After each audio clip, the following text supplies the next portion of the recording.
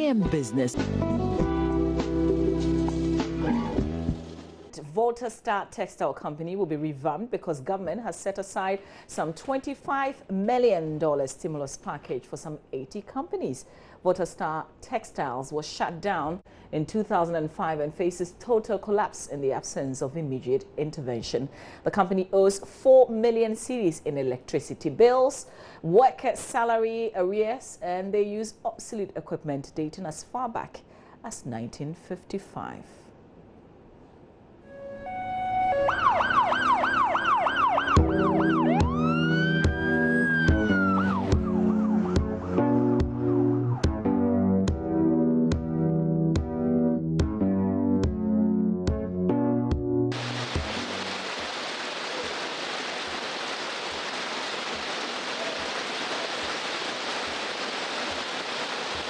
Volta Star, originally Japan Textile, was set up in the 1950s to manufacture grey baft. Over 60 years after its first production, the company still uses equipment that are over 70 years old. Based on this, there are constant shutdowns to either repair equipment or totally abandon. A visit to the company leaves much to be desired. A warehouse which houses cotton used for manufacturing was almost empty. The cotton here is not for Volta Star.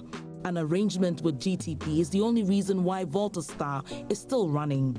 An off-taker agreement affords Volta Star some cotton bought and delivered by GTP before the company can work. In no time, GTP trucks begin to fill the warehouse with imported cotton from Burkina Faso. What we have done as a company is to help pre-finance Volta Star to be able to buy the cotton from the cotton producers in the north using some arrangement we have with them. So they get the cotton from the farmers in the north. They transform these cottons into grey baft, which they supply us. We are the sole buyers from Volta Star.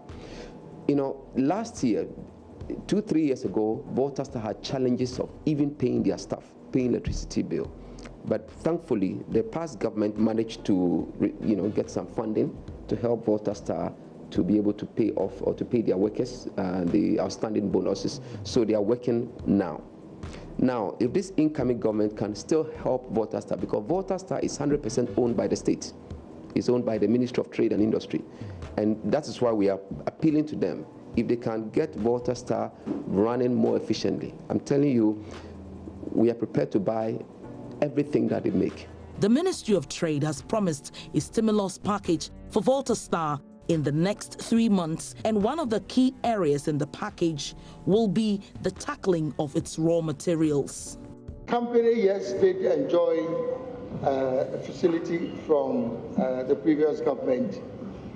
Regrettably, due to the unfortunate circumstances of the company, they've not been able to pay up the facility that was granted to them. But be that as it may, since this is a strategic national asset, and since it is located in a rural community, and we believe as a government that is absolutely critical to preserve the workforce in that particular community, government has already taken a strategic decision that we would avail the company of the opportunity of benefiting from the stimulus package that is being offered by government. So currently, they've submitted the necessary documentation to allow them to be screened and then for them to access this particular facility. That is all the problem that we are trying to resolve now. You see, today they don't have money to work with. So somebody comes in and says, hey, take this money and work for me. It's simple. You don't dictate the pace. The person dictates the pace. But if that person comes in tomorrow and said, no, sorry, keep your money. I have my own money now. I'm going to buy my own materials and do your order for you. You have that chance to call the shots. And that is where we want to put Volta Star today. We are going to put them in that position where they will be able to call their price and we take it or leave it. All the textile companies in Ghana could rely on Volta Star to produce the yarns for them, because they have so many looms, over close to about 1,000 looms, and some of them they are not even using as I speak.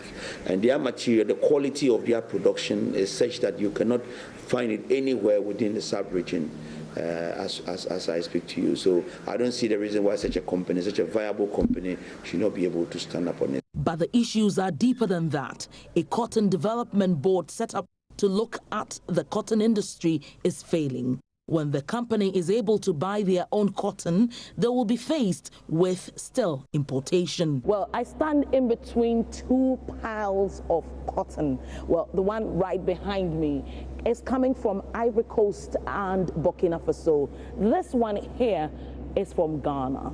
96% of the cotton that is used in this company is coming from these two neighboring countries. Only 4% is produced here. It means that the problems that Volta Star has does not just end at electricity and payment of workers, but if 96% of the raw materials they use are coming from neighboring countries, it means they do not have control, and anything could actually make this company continue to sink. And so the cotton sector will have to be looked at seriously if we're a serious country.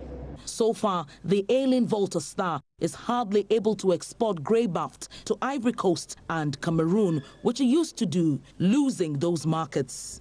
Volta Star is hardly able to meet even the local demand from GTP. They currently do less than 1/4 of the demand. Well, after the cotton is actually put into these yarns, they are further processed into cones. From here, it will be processed again before they get the grey baft. But the interesting thing is that Volta Star is not able to provide all the grey baft that is needed at, well, GTP. So, for example, they provide just 1/4 of what GTP needs to provide cloth for this country.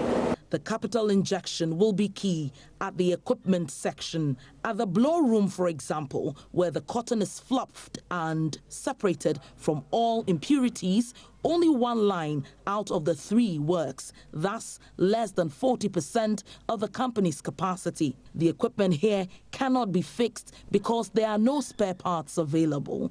The newest equipment at the company was installed way back in 1997. Spinning manager Jerome Kweku-Dunyo says once they are giving money for retooling, they can pay for the rest of their debts, including what is owed ECG. As I speak with you now, we are working with outmoded machines that were made in 1955.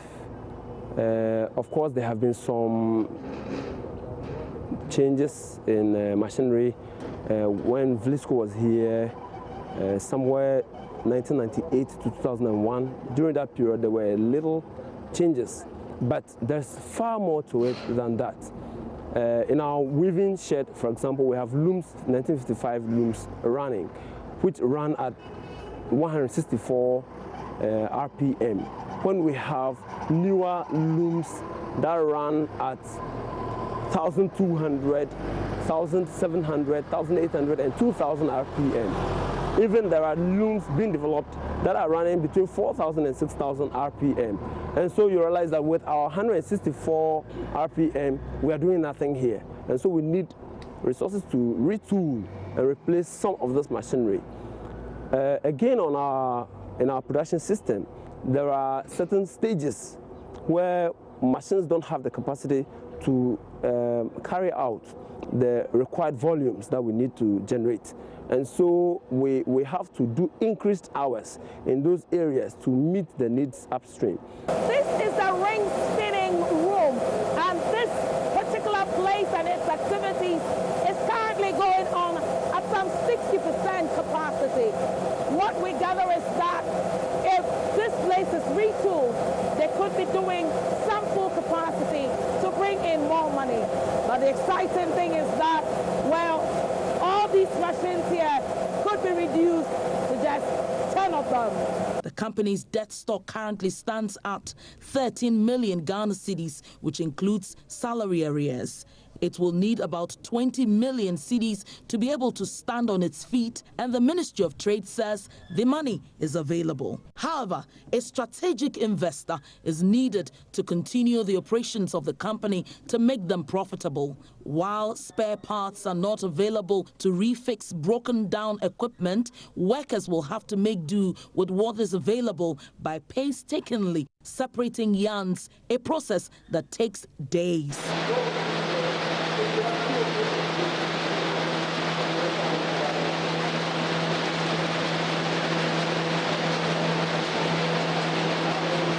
Looms working now to spin yarns are 696 instead of 936, making the company work at about 70% capacity.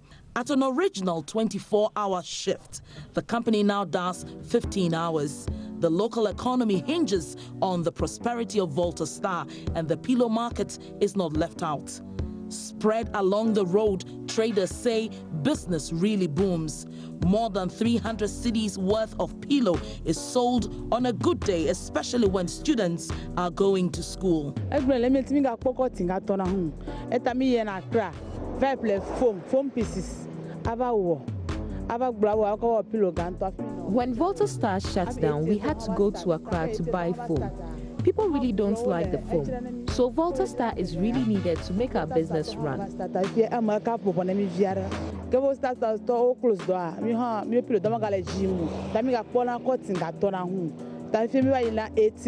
We make quite a lot from the pillow business.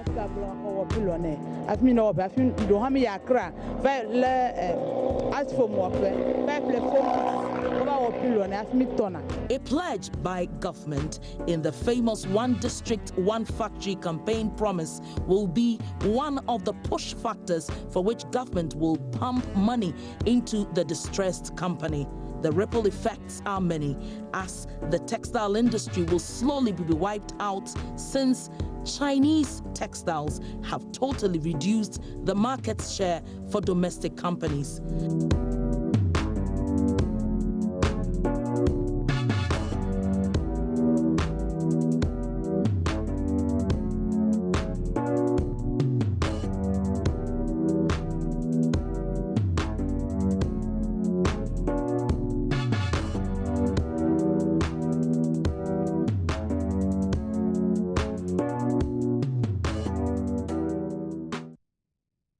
And that's Odelia Intiamwa Bwampom bringing us AM Business today right here on the AM show. We hope that you did absolutely enjoy that. After this, Roland Walker is joined by his guest on AM Talk, Mr. Emmanuel Chemating Ejaku, alongside Mr. George Lowe. Great conversation they'll be having right here in the studio. So AM Business.